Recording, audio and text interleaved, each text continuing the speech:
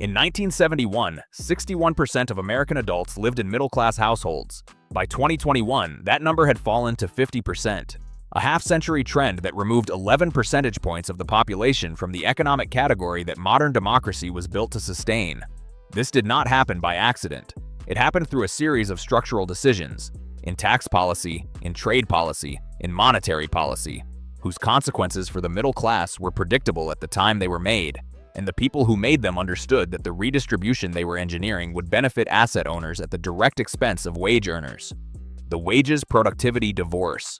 From the end of World War II through approximately 1973, worker productivity and worker compensation grew in rough proportion.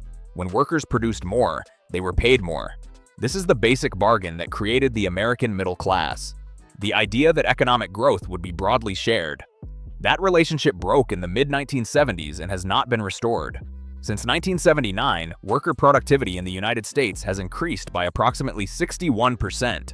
Hourly compensation for non-supervisory workers increased by 18% over the same period. The gap between those two numbers, 43 percentage points over 4 decades, represents economic value that was produced by workers and captured by someone else. That someone else was, primarily, capital owners, shareholders, executives whose compensation is tied to stock performance, and the financial intermediaries who manage the flow of capital between institutions. The wages-productivity gap is not a mystery or a complexity. It is a transfer, and the recipients of that transfer were not working people. Asset inflation versus wage inflation. The mechanism that most visibly destroyed the middle class in the post-2008 era is the divergence between asset prices and wages. Following the 2008 financial crisis, the Federal Reserve engaged in quantitative easing, creating new money to purchase financial assets. The structural consequence was asset price inflation. The S&P 500 rose approximately 400% between 2009 and 2021. The median American home price doubled.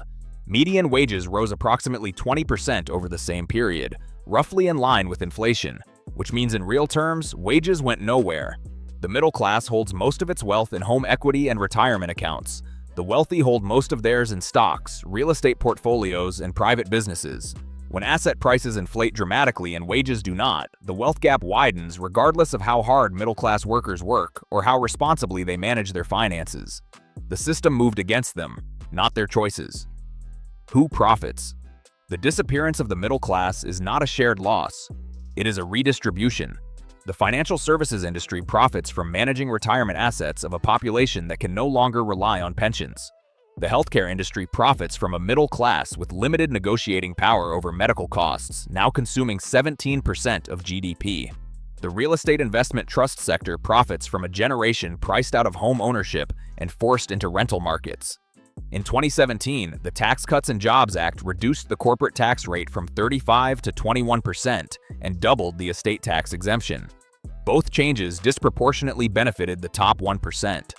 The bill added approximately $1.9 trillion to the national debt, serviced through future taxes or spending cuts that will disproportionately hit the middle and lower classes.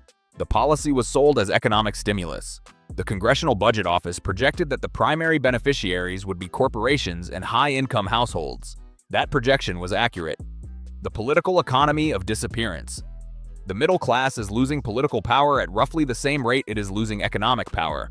Understanding that is the beginning of a more honest conversation about what it would take to reverse it. Like and subscribe for more structural analysis of the economy. Drop a comment. Do you feel middle class, and has that changed in the last 10 years? Thanks.